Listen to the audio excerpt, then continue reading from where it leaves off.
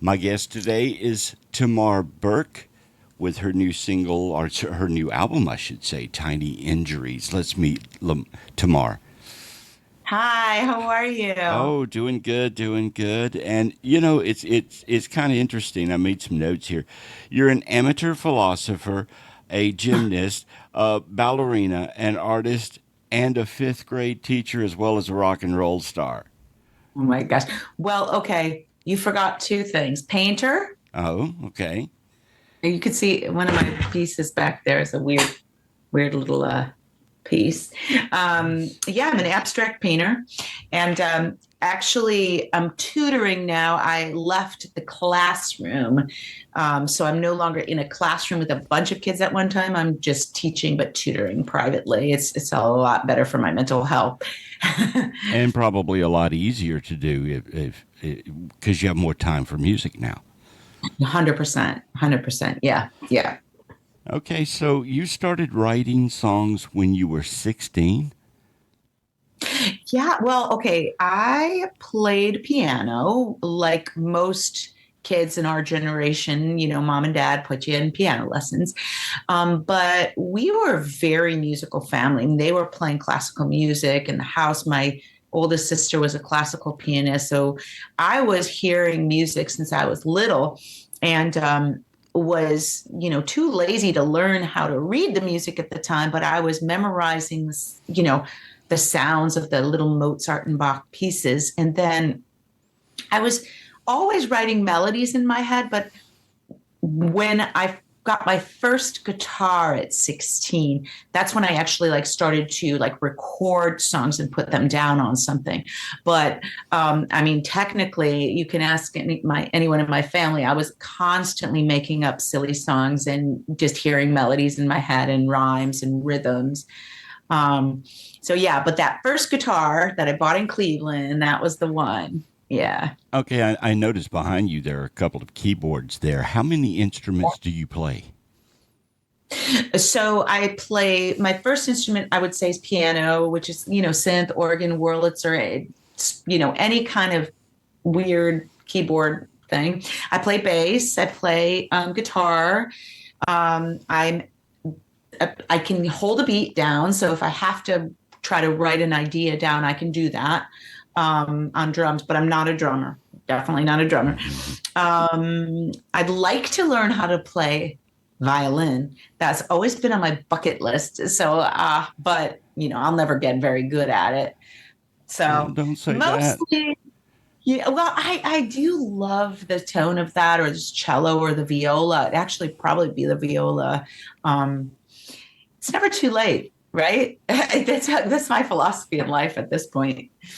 Okay, where are you originally from? Chicago?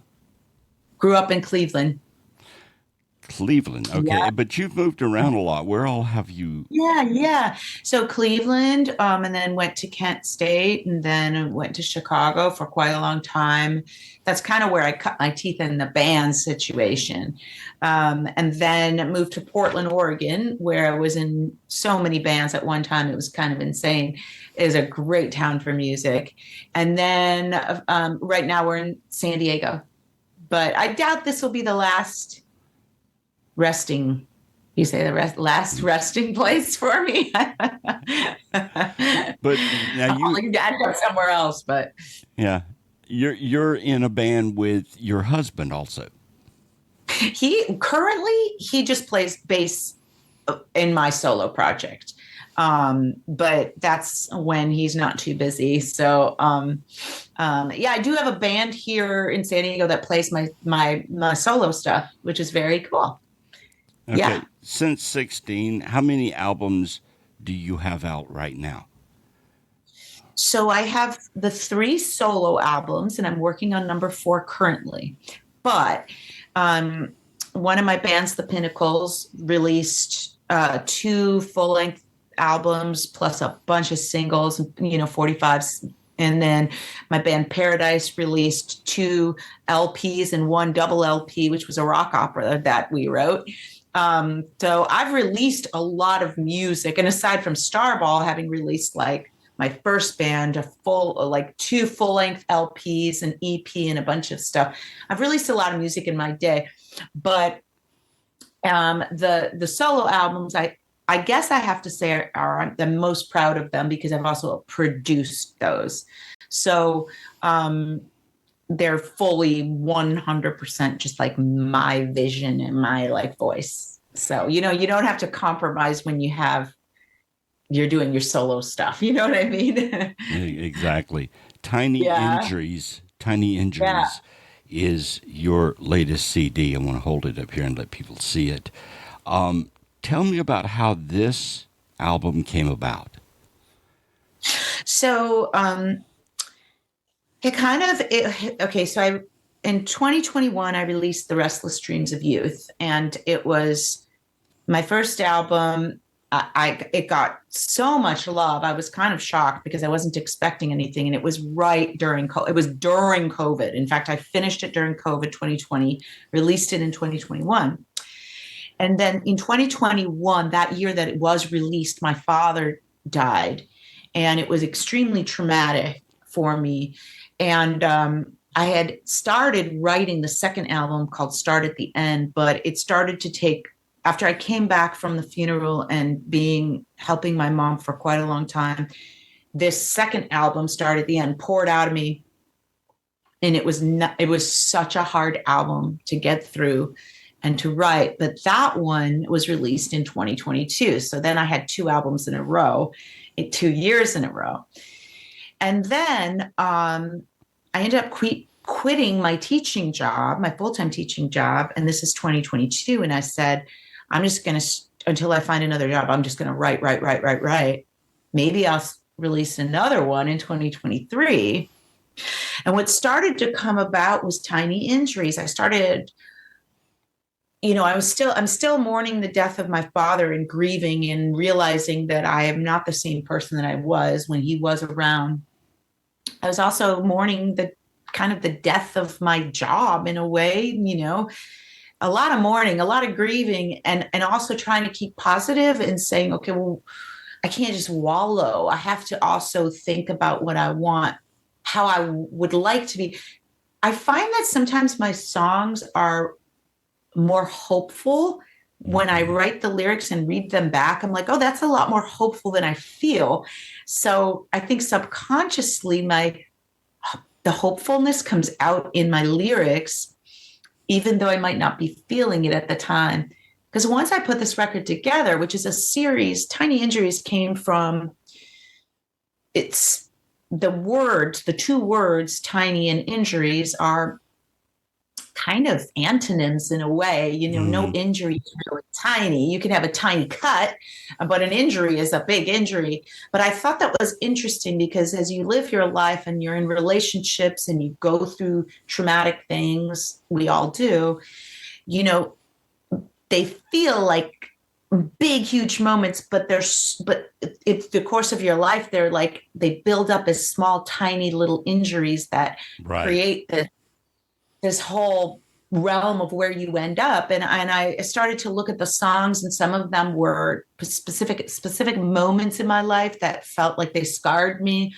Some other, you know, issues that I had, some, you know, growing up, some real problems that I went through, just body image and things like that. And then, of course, my father, and then a lot of realization about friends and people in your life that I think as you grow older, you're just like, I don't have use for you anymore. Like you're really not what I Right. thought you were. Hmm. And so the album is called Tiny Injuries because those two words, like I said, was in the first single I released, Drop in the Bucket. It comes in the bridge. And I really liked that lyric. And I felt like I was like, that could be a good album title. And it Hmm. stuck. It stuck. And yeah, so that's the story of Tiny Injuries. And I ended up releasing it in 2023. So three albums, 3 years in a row. And you are currently with that album. You're currently nominated for an award for it? Yeah. San Diego Music Award for Best Pop Album. My other two albums were nominated as well. My first album was actually nominated for Album of the Year, the Hmm. other two for Best Pop Album, but I haven't won yet. I think I'm fairly new to San Diego, so I was really honored to be nominated because, you know, I'm new to the scene. Hmm. So it definitely felt like, wow, like I maybe this is maybe my records are good, like maybe people are hearing them and really liking them because I really didn't know anyone. It's not like, every music city has a scene and everyone knows those bands that have been around a long time. Um, so I felt pretty honored. I'm excited. I don't know. We'll see. I'm asking people to vote every day. You could vote every day, once per day, per email address for Tiny Injuries for Best Pop Album. We'll see. It'll be cool. All right. Well, rarely do I come across an album where I like every cut on the album. I mean, Well, I love that. where you could just like put it on and listen to the whole thing straight through, and every song is great. And I love this album because when I first got it, you autographed it for me. That was so sweet. I put it in my truck and I went driving. And it's like one song, okay, that's really nice. Then the next song, okay, that's really nice. And then by like the fifth song, I was like, okay, I am hooked on this artist. I like her a lot. Oh, Um, that's great. yeah, I like every song on there. Do you have a favorite on the album? It changes it changes a lot because, during the process of making an album, you are listening to the songs so much Hmm. that you're like overwhelmed with like your emotions about them. And then after it came out, I took a long break from listening to it. Recently, just listened to it again, and I was like, this really is a great record. Hmm. Um, I feel like it shifts. Currently, I think I might be leaning towards Permanent Vacation only because the video just came out not Hmm. too long ago, and the memories of filming that day, and it's exactly what I wanted to convey about that song in the video. So I feel so, I don't know, it gives me warm feelings about that song, and also that the lyrics of that song, they could be dark. Obviously, we all Uh-huh. know what Permanent Vacation means. And there's a little part of me that maybe did go to the dark side with that. But I think that ultimately, what I meant is I just want to get, can I swear on this? Like, Yeah, sure. can I? Okay. That I just really just want to get out of where my life was and what my head was thinking. I just need to leave and get away and do something different and change and be reborn. And as some people believe, reincarnation, reborn, there's Right. so many things to that song. I didn't literally mean like I just want to die. I mean, there are some days where you feel like, oh my god, especially when you lose a loved one, where everything just seems so, there's just no reason anymore. You just feel very like not understand, very very existential, like why am I here, what is the point Right. of all this? You do go through that. Maybe, I think, I mean, other people I've talked to that have lost like dear loved ones also feel like that. um, but this, like, it was combined with a trip I took to Costa Rica after the pandemic, and I was so excited to do something I'd never done. I hate flying, which is another part of that song. There's some imagery, flying imagery, and being afraid of that. But so right now, that's currently my favorite. But for a long time, it was If You Know, You Know, because I was just very proud of the structure of that song and how it came together and how it just felt so right from the beginning. And sometimes a song will take 5 minutes and you'll be like, this is crap. And then it's the one everybody loves because Right. it just came out in a very natural way. Um, speaking of currently, like I was up last night at about midnight and I wrote a song and recorded a vocal and a guitar for it in about 10 minutes and went to bed, woke up this morning, listened to it, and I was like, this could be either great or like really dumb. About actually, because you just don't know. So like my goal as a songwriter is always like take it as far as I can go. So I'm recording bass now, I'm recording vocals, some harmony, I'm going to put some keyboards on it. Do it and judge it later. Like come back to it. Sometimes you have Because to walk away. you just have to walk away Hmm. and like get some perspective and maybe have some super trustworthy people listen to it. And it doesn't matter too, which is interesting about what you're saying about all the songs on Tiny Injuries. It doesn't matter where you put it. Hmm. If it's a bit of a throwaway song, maybe I put it on the side two of the vinyl or closer to the end of the vinyl. And one of the things with Tiny Injuries, I really struggled with the song order because Right. I really liked a lot of them. And in fact, Permanent Vacation was going to be the last song on the album, but I thought maybe somebody wouldn't get to the end to listen to it Hmm. because our attention spans right now are just like because we all like have a phone and like need, including me. Like I'm bored after 30 seconds of looking at it. I just like flip too. Right. So uh, so that's another thing is like I think somebody told me don't worry so much about the song order as much as you want to because really if you catch them on those first two songs they're probably in they're in then but Exactly.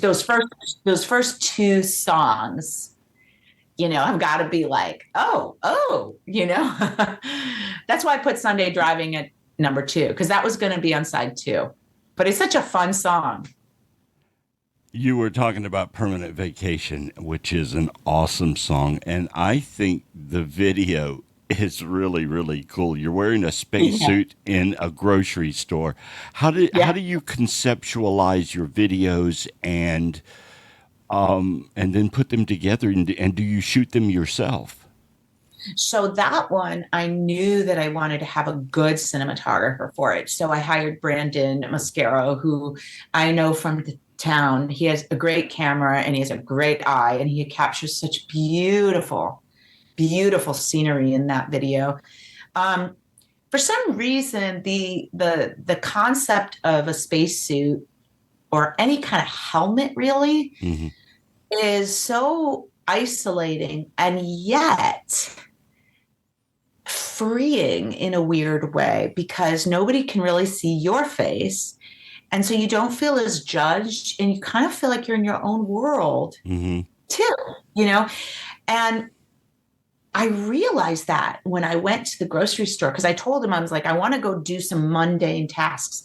And I listed a bunch of stuff like, oh, we'll go here, we'll go here. And he's like, well, that'll be a lot of film. And we have to figure out what do you really, I was like, well, maybe we just stick with the grocery store and just see how that goes. Hmm. So I put the spacesuit on, and when I went into the grocery store, a lot of people were staring and watching. Right.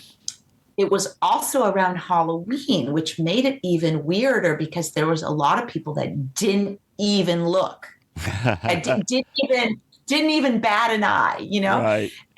And that's even weirder. Yeah. Um, Who's this chick but with the spacesuit? some people didn't even do a double take, and then I realized how comfortable I was, like more comfortable in that spacesuit grocery shopping than when I'm normally grocery shopping because Hmm. you're so exposed when you just go out in your regular body Right. and um and on top of that being a woman and you've got all these other things that people are judging and looking at about you. But when I wore the spacesuit I just felt so free and it was like so fun and Hmm. I couldn't believe how comfortable it was.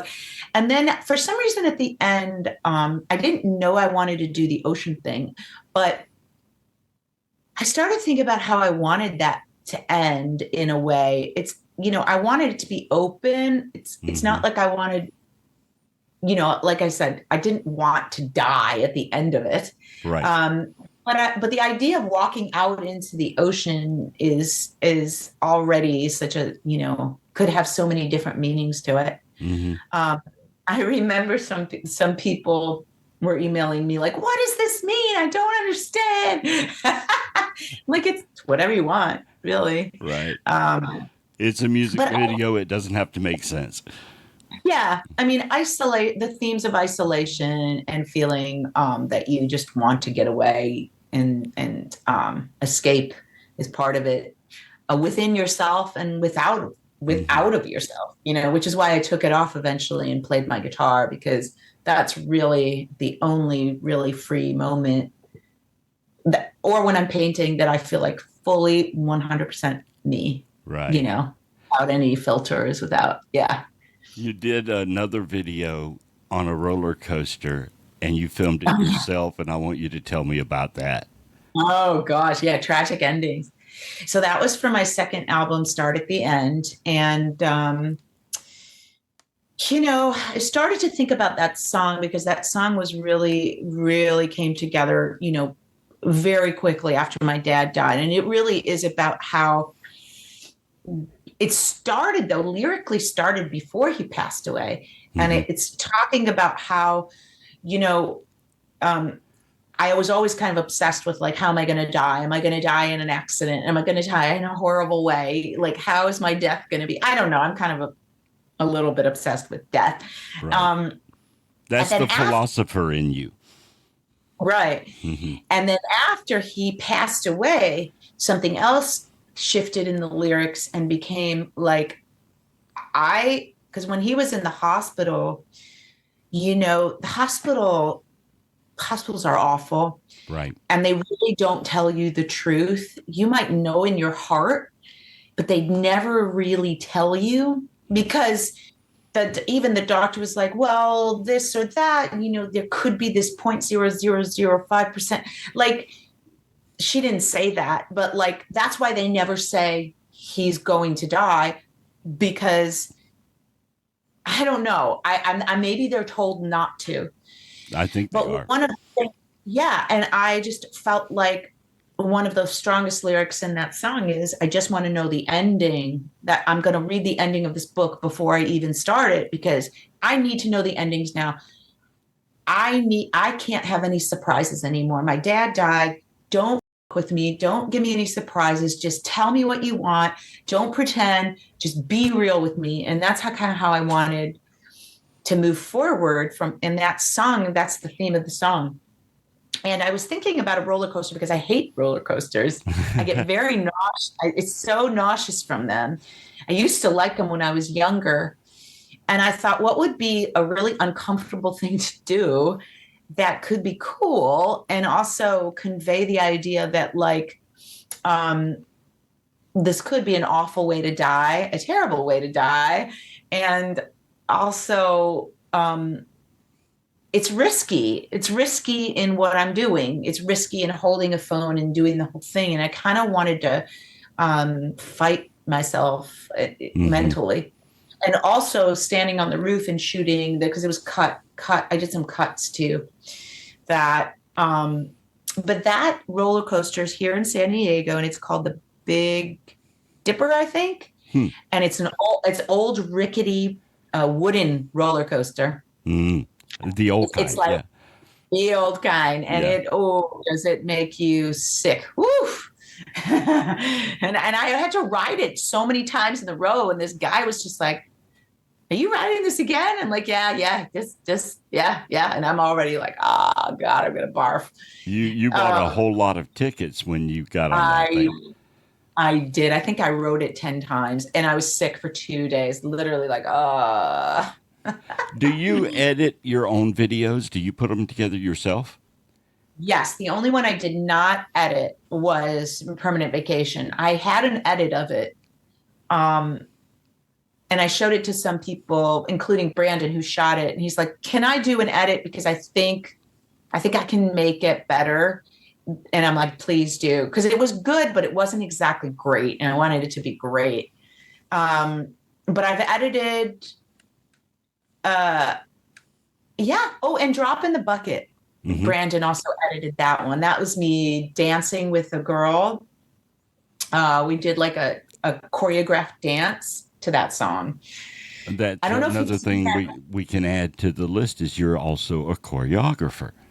Yeah, yeah, that was fun. That was really wild. I don't know if you've seen that video, but we like put a real ballroom, like not a ballroom dance, but like I we choreographed crazy dance and it was just kind of like I woke up from a dream and was like, I think I want Drop in the Bucket to be me and this other girl dancing, to represent the two sides of a relationship, us both Hmm. dancing together. And I liked it. It turned out really cool. Not only are your songs very pop, they're kind of reminiscent of, I don't know, Debbie Gibson from the '80s or Belinda Carlisle or something like that, but your lyrics are very inspiring. I mean, when you're thinking of writing a song and you're thinking of the lyrics, where do you go to get these wonderful lyrics? Mm. It's always different, really is different. I mean, there's some days where like I was at a bar having a beer, I grabbed a piece of paper in my purse and started writing like subconsciously. Mm, There's other days where I have the title of the song, like the title meaning the concept, the metaphor. mm, And I'll work around this metaphor. Um, but there's always, for me,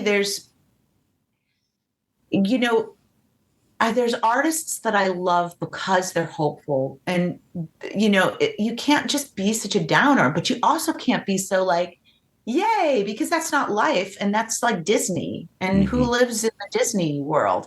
Some of my melodies are very catchy in that way, but the lyrics are a lot darker. Right. And yet, and yet they can like make you feel okay. I get that a lot. I get a lot of emails and messages like, this song helped me today a lot. Hmm. I'm like, that's exactly why I write songs. This is very exciting when that happens That's one of because the things about your lyrics is that the lyrics kind of, as you said, they're sort of dark, but the music is very pop. It's very up, and you yeah. mix the two perfectly.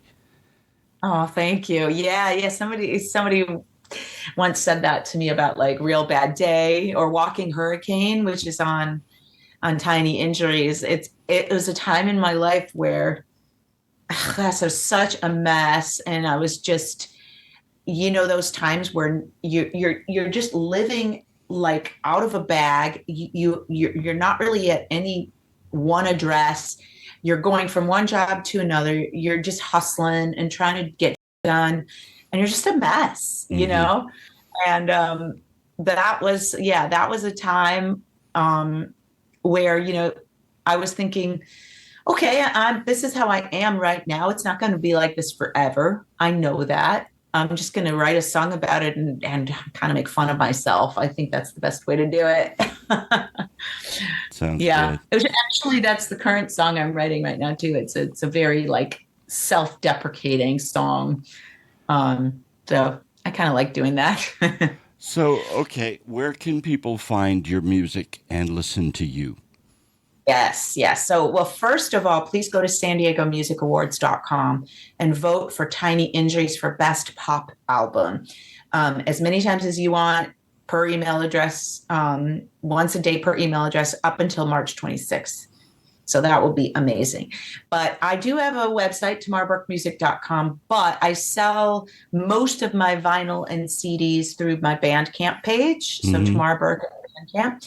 I'm on Spotify. You can find me there. I'm on Apple Music and everywhere else. I'm on Facebook and Instagram. I'm really actively posting on Facebook and Instagram.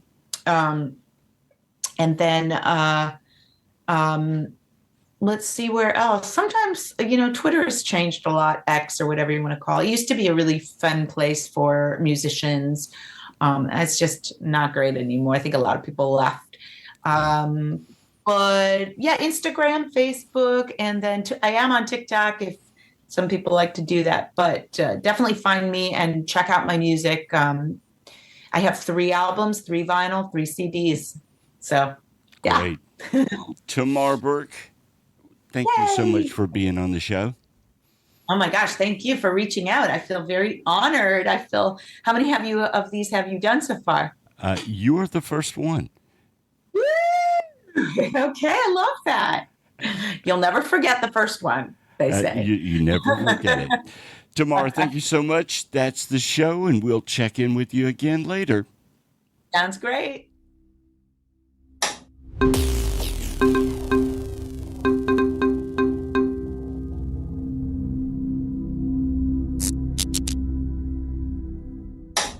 Goodbye.